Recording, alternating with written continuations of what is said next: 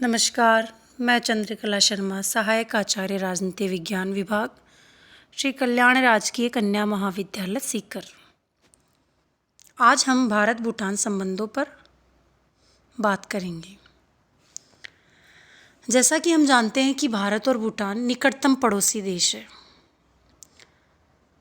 दक्षिण एशियाई देश भूटान व भारत के बीच में सदैव ही मधुर संबंध रहे हैं। 1910 की ब्रिटिश काल के दौरान हस्ताक्षरित संधि पुनाखा के माध्यम से दोनों के बीच में नवीन संबंधों का आगाज हुआ। आज भूटान भारत के साथ सार्क का संस्थापक देश है। इसके अतिरिक्त वह बिम्स्टेक, IMF जैसे आर्थिक संगठनों का सदस्य भी है। भारत ने सदैव एक बड़े भाई की तरह भूटान पर स्नेह का बंधन रखा है। भारत की नीति का ही यह प्रभाव है कि 1971 में भूटान यूएनओ संयुक्त राष्ट्र संघ का सदस्य राष्ट्र बना। भारत की आज़ादी के बाद ही 8 अगस्त 1939 को भारत और भूटान के बीच में एक संधि पर हस्ताक्षर किए गए। इस संधि में अनेक प्रावधान थे, लेकिन सबसे महत्वपूर्ण जो प्रावधान था वो रक्षा और विदेशी मामलों के संदर्भ में भूटान का भारत पर आश्रित होना था। काफ़ी लंबे समय के बाद में भूटान के आग्रह पर 8 फरवरी 2007 को इसमें कुछ बदलाव किए गए और इस बदलाव के तहत ही भारत और भूटान के बीच एक स्थायी शांति और मैत्री संधि की गई। पिछले कुछ वर्षों से भारत और भूटान के बीच में संबंधों का एक नवीन अध्याय शुरू किया गया। भूटान के साथ भारत के संबंध हमारी विदेश नीति का एक स्थायी कारक भी है। जैसा कि हम जानते हैं कि भूटान में प्रारंभ में राजतंत्र था और सदियों तक चले इस राजतंत्र को 2008 में भूटान ने लोकतंत्र में बदल दिया और लोकतांत्रिक तरीके से वहाँ चुनाव संपन्न होकर भूटान लोकतांत्रिक देशों की श्रेणी में आकर खड़ा हो गया।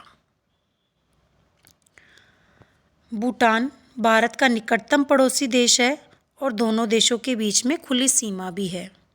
द्विपक्षीय भारतीय भूटान समूह सीमा प्रबंधन और सुरक्षा की स्थापना दोनों देशों के बीच सीमा की सुरक्षा करने के लिए की गई है।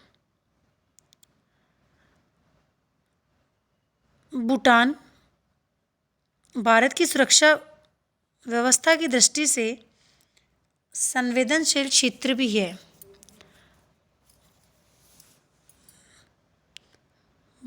भूटान की सीमाएं भारत को न केवल सुरक्षा प्रदान करती है बल्कि दोनों देशों के बीच में एक मधुर संबंध भी बनाती है।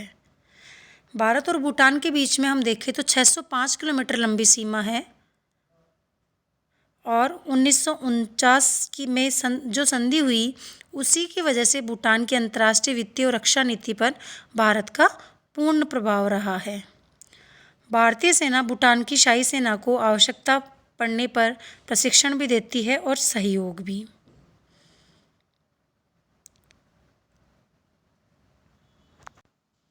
भारत और भूटान के बीच में व्यापारिक संबंध भी है। वर्ष 2018 में दोनों देशों के बीच में कुल द्विपक्षीय व्यापार 9,228 करोड़ रुपए का था और समय समय पर भूटान को भारत विभिन्न प्रकार की आर्थिक पैकेज भी प्रदान करता है।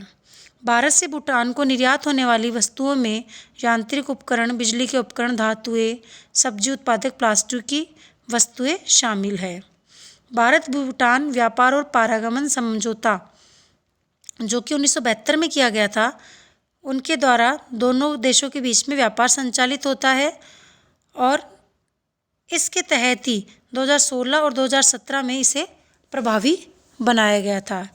इस समझौते ने ही दोनों के बीच में मुक्त व्यापार समझौते को स्थापित किया, जिसके तहत भूटानी निर्यात को ड्यूटी फ्री ट्रांजिट का भी प्रावधान किया गया। भूटान की अनेक ऐसी जल विद्युत परियोजनाएं हैं जो दोनों देशों के बीच में सहयोग का उदाहरण है। भारत ने अब तक भूटान को कुल 1416 मेगावाट की 3 पनबिजलीय परियोजनाओं के निर्माण में सहयोग भी प्रदान किया है और ये परियोजनाएं आज भी भूटान में चालू अवस्था में है और भारत को विद्युत निर्यात भी कर रही है। भारत और भूटान के बीच में 2006 में हाइड्रो पावर क्षेत्र में सहयोग समझौता और प्रोटोकॉल हुआ, जिसके तहत भारत सरकार भूटान सरकार को 2020 तक कम से कम 10,000 मेगावाट जल विद्युत के विकास में सहयोग देने का वचन दिया गया। भारतीय सहायता से भूटान के तीसरे नरेश वांगचुक ने भूटान योजना आयोग की नींव रखी है और तब से ही भारत भूटान में चलने वाली योजनाओं के लिए आर्थिक सहायता देता रहा है। ऊर्जा, अवसंरचना और सुरक्षा जैसे महत्वपूर्ण पहलुओं को देखते हुए भारत के सहयोग से भूटान की संरचना को ध्यान में रखते हुए प्रोजेक्ट दंतक की भूमिका भी अहम रही है, जिसके तहत भूटान में लगभग 1800 किलोमीटर लंबी सड़कों का निर्माण भी किया गया है। भारत और दोनों देशों के बीच में अनेक हाल ही में प्रधानमंत्री नरेंद्र मोदी ने भारत और भूटान के बीच में सहयोग के संदर्भ में एक नया खाका प्रस्तुत किया है और प्रधानमंत्री की घोषणा के अनुसार अब जल विद्युत क्षेत्र के अतिरिक्त अंतरिक्ष, शिक्षा और स्वास्थ्य जैसे नए क्षेत्रों में भी भारत भूटान के साथ सहयोग करेगा। प्रधानमंत्री ने भूटान के अधिक से अधिक छात्रों को बौद्ध धर्म जैसे पारंपरिक क्षेत्रों में अध्ययन करने के लिए भारत आने का निमंत्रण दिया है। हाल ही में प्रधानमंत्री ने जो भूटान की यात्रा की थी, उसके तहत 720 मेगावाट की मांगदेछू जल परियोजना का उद्घाटन भी हमारे देश के प्रधानमंत्री के द्वारा किया गया। भारत और भूटान ने संयुक्त रूप से ग्राउंड अर्थ नेट स्टेशन और सैटकॉम नेटवर्क का उदाहरण भी किया है, जिसे भूटान में दक्षिण एशिया उपग्रह के उपयोग के लिए इसरो की सहायता से विकसित करेगा। भारत भूटान के साथ ई स्कूलों, अंतरिक्ष और डिजिटल भुगतान को लेकर आपदा प्रबंधन तक के बड़े पैमाने पर सहयोग करने की कोशिश कर रहा है। इस समय भूटान के 4000 से अधिक छात्र भारत में अध्ययनरत हैं और इस संख्या में निरंतर वृद्धि की जा रही है। भारत के प्रमुख IIT और भूटान के प्रतिष्ठित विश्वविद्यालयों के बीच में कनेक्टिविटी से शिक्षा व अनुसंधान के क्षेत्र में अधिक सहयोग संभव होगा और भूटानी छात्रों को शिक्षा के क्षेत्र में अनेक योजनाओं का लाभ मिलेगा। भारत और भूटान के बीच में आर्थिक क्षेत्र में भी अनेक संधि समझौते किए गए। अब हम बात करें तो कुछ बिंदु ऐसे हैं जहां दोनों देशों के बीच में चुनौतियां भी देखने को मिली। आज जैसा कि हम जानते हैं कि भूटान जो है उसको स्थापित करने में भारत का बहुत बड़ा योगदान रहा है, लेकिन भूटान की चीन की तरफ बढ़ते हुए झुकाव हमारी विदेश नीति के लिए ठीक नहीं है। हाल ही में जो डोकलाम के अंतर्गत जो घटना हुई, उसमें चीन का जो समर्थन, चीन के साथ जो राजनीतिक और आर्थिक संबंध भूटान ने स्थापित किए हैं, उसके कारण भारत और भूटान के संबंधों में चुनौती आ गई है।